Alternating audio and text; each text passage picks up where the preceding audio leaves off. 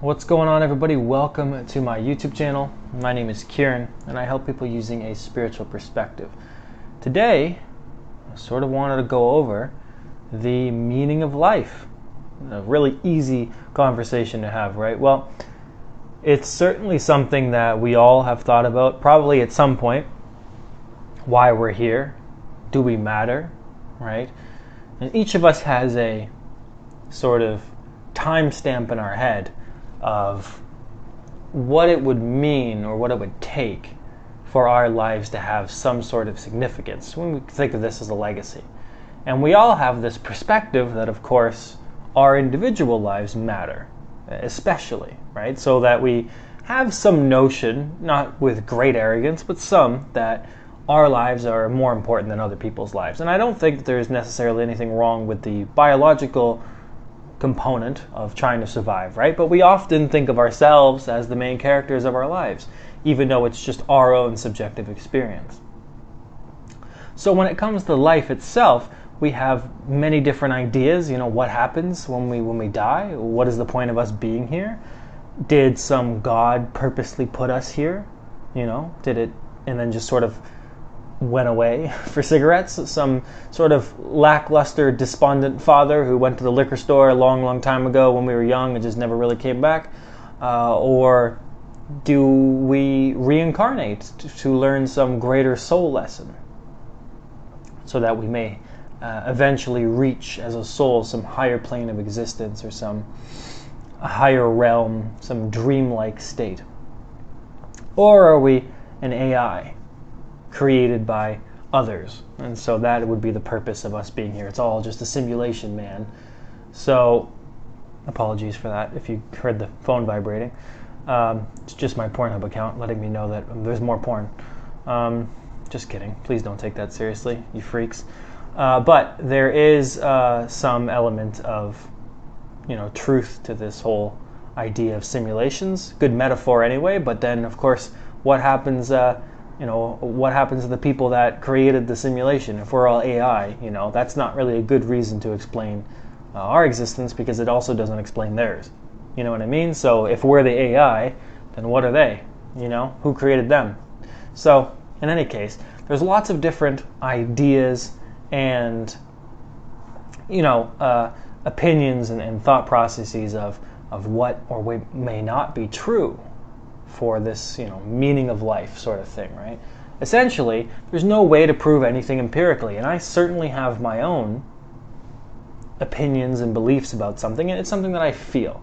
It might be intuitive, it just might be a nice little believey that I have that makes me feel good, but essentially, this isn't the point of that video. I'm not going to be spouting off about what I personally believe, 15 odd minutes of dogma, right? That's not really what I like to do, and it's not really what I think others should be doing. However, I do like to have open discussions and to talk about some of the ideas and things. So there is one thing that I have learned through my own life, and you can call this a meaning to life if you want, but essentially what I have learned is that if not the singular meaning for life, one of them is death. And it's actually really simple to think about. Death is the motivator. Death is the comparison. You cannot have life without death. Quite literally, of course. And life cannot be appreciated. There can be nothing inherent about life without death. It would be impossible. It's simply impossible. It's one of the reasons why I've never really prescribed to the idea of heaven. I never really liked the idea of heaven because it sort of is based on this premise of you getting to live forever in a nice little place with all your loved ones, and you get to be young forever, I guess, or whatever your favorite age is, and you get to just do nothing or sit around or eat ice cream for 1,000 years, and it would just be very, very boring. It seems like a very boring thing to do, and it would have no meaning just living forever and doing all those things. So the human mind, the ego, couldn't exist with a heaven. Because the human mind would be looking to do things. It would be thinking that this isn't that good, it needs to be better, this needs to happen, and so on, right? But constantly the mind looking for new things. So the mind couldn't exist in heaven. The ego couldn't exist in heaven, right? And what also couldn't exist would be the physical body. That wouldn't make sense either. Like I said, you're going to just be a young male or female for the rest of your life? Did you get to change your age? Did you just age more slowly? Would it be like elves from Lord of the Rings, where we're just sort of immortal, but we age very slowly over time? It's a very sort of ridiculous concept to me, personally, that sort of Christian ideology of heaven, or any sort of like religious sort of idea of heaven, right? And it's just because it never made sense into the aspect of what it means to be here, right? Because if there is this beautiful little heaven place where you get to just kind of sit around forever, it would be very, very boring. And so would our life if we did not die. We would never do anything if there was not the threat of death, if there was not the unknown. If life could not be taken away so quickly, then it would lose all of its meaning. There'd be nothing to do. There'd be no reason to. Even if we lived for a longer period of time, let's say 500 years, we wouldn't get around to doing anything in our 20s or our 30s, would we? We'd probably just be lazy until we're 300, because that's what happens to a lot of people. They put off their own dreams anyway, and life is already short enough, isn't it? So this idea that life has to have some sort of inherent singular meaning is also, to me, sort of silly. It's kind of based on this question, like, what is the meaning of life? Well, who said there was only one? At one point, our planet was covered by giant lizards and shit, and other such weird animals, bigger sharks and crocodiles and stuff. And they're all dead. They're gone. Like 98.9% of all that type of life that once existed is dead as shit. So their purpose, their meaning, what was the meaning of their lives? I don't think they had the capacity to think about it, though thinking about a philosophical T-Rex is certainly interesting, but probably didn't happen, right? So what about us? What's our meaning, right? Well, what's the purpose of a bird, or a badger, or a beaver? Other things that start with B. What is the point of those things existing, right? Because their existence, their experience of life is vastly different than our experience of life, and so is this true for every individual. You cannot compare two individuals' experiences and lives. There's always a common thread, the human experience, of course. We're always experiencing the same presence. Everybody has the same opportunity of presence, of the human experience, but not everybody interprets this the same, of course. And I'm not even speaking of people with, excuse me, I'm not even speaking of people with severe mental illnesses, schizophrenia, things like that. That's obviously a very skewed way of even perceiving perception, right? Which is sounds like a weird way of saying perceiving perception, but that's a weird thing that people deal with. That, of course, would not be a majority of people's experiences, but regardless of what kind of mental conditioning or mental illness happens within our lifetime and to certain individuals, everything is still interpreted differently by everybody, right? And it's beautiful because of this, I think, that life ends, right? And I think really what we should be doing is looking to death for the meaning of life, and looking to life for the meaning of death. I think that those are, that sounds sort of contradictory, but they're very important, because death is this unknown, and it's this thing that we can't predict, or we can't fully understand what happens, on the outside, right? And yet so much of our life is unknown anyway, right? We have our jobs, our relationships, our possessions. They could all be taken away, fall apart, end, break up. All of that stuff can happen in the matter of weeks. You could lose your job, a week after having a really good job. Your relationship of 2 years can break apart in an instant. Your car could get repossessed. They can all happen within a very small time frame of each other, right? I should know. Shit's happened to me. So things can change very quickly, for better or for worse. And because of that constant unknown, life is already in this sort of space of death, right? Of this, anything can happen.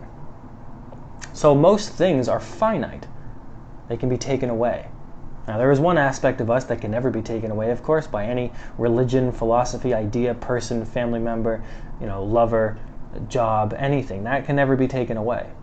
This space, this presence, can't be taken away. Even by some God, that can't be taken away. It exists here, right? And yet still, most of everything else can be taken away. And it's because it can be taken away that it's beautiful, that it matters. Right? A flower is beautiful because it fades in the fall and dies in the winter. And what's left is the memories, the ideas about that flower, and what it's sort of left inside of us, inside of our heart, like some sort of emotional splinter, right? It still picks, we can still feel it, right? And that's what beauty does. Something that's beautiful is beautiful because it has the potential to hurt you. That's why it's beautiful. That's why a relationship, a good one anyway, is a beautiful thing, because it can end at any moment. If not a separation, or things change, or a breakup, but then just because of death. You never really know, right? So this life that we live, that we're experiencing, can only exist with something to compare it to. There has to be some metric in which we could judge the value of life. And it can only be judged then by something to be the opposite, something to be taken away. And life would have no meaning at all if it could not be taken away. It would not be beautiful. It would cease to become the thing that it is. It would lose the value of what you're trying to do here. Even if we say that the purpose of life is to experience it, that still becomes very subjective. So we're still talking about multiple interpretations of the meanings of life, which means that there's not going to be a singular reason. There's going to be many reasons. There's going to be different things that we're here for, different people. Right? And humans have this insane amount of guilt at just being alive in the first place. And it seems like so much of our gratitude practices revolve around this idea of not being good enough to just simply exist. Like, we have to be grateful. We have to be grateful that we're here because life is precious and amazing and beautiful and etc. And that we should just be so grateful that we're here.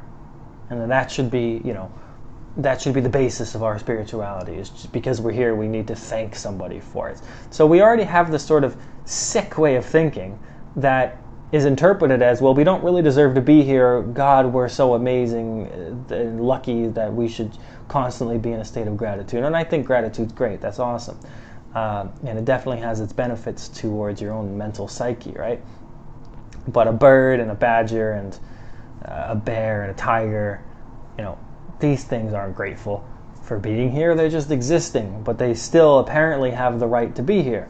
So thus, we do as well. There is some experience here that is important, and it is important because it can be taken away. If it was not important, if it was meant to be this everlasting, long thing, this heaven, basically, then there would be no point. There would be no point to it. There would be no meaning. What would be the meaning? The meaning is here, right? And that's what people try to do. People try to make sense of the unknown. People try to make sense of the unknown by some system of control, right? And so we're trying to control our lives. We're trying to control the unknown. We're trying to make the unknown known. We're trying to get into a place where we can feel safe and some form of security within our own sense of spirituality and our own belief systems, that we're finally have it all figured out. But the truth is, the human mind is not able to comprehend such things fully, right? And I mean, humans don't even understand the mind entirely. We don't even really understand how dreams work. We don't understand so much about physiology in degrees, in some degrees, especially around the brain. And we have only explored 10% of the ocean, a very minuscule amount of space, and we can't even all agree as a species whether or not, everybody of different races should be equal, even just 100 years ago, it didn't make sense that women could vote in most places in the world. So humans are learning and evolving and growing, and our brains probably can't handle the fundamental meanings of everything. But what they can handle, and the wisdom that they can interpret and see clear as day, is that nothing would matter at all in this life or what you do if there was not the fact that you could die at any moment. Nothing. This video I'm making would not matter if there was no reason to do it. And there's only one reason to do it, and it's because I'll die one day. That's it. Of course, I want to do this. I want to help people. I like making YouTube videos. I like staring at my stupid face, but there is an element of pursuit. There is an element of making up for something. There is this sort of, I wouldn't say pressure, but there's this desire, there's this goal. And it has to do with a sense of legacy. It has to do with a sense of continuation, with helping, with making a difference. And those feelings, which are often very good that people have, cannot exist without there being something that is the opposite, without there being a non-life, without there being death, without there being an existence that may or may not be separate from this one, but that this one is certainly here because here we are experiencing it. So really, honestly, I just feel like the purpose of life is death, and the purpose of death is life, and that they go hand in hand, and that you cannot have one without the other. And that's my video, guys. I hope you guys enjoyed it. I hope it makes sense, and I hope you don't die. Not tomorrow, anyway. You'll die one day, but I hope not soon. At least, watch your favorite movie again if you get a chance. But for most of us, I hope that we survive for another long while. Anyway, guys, talk soon.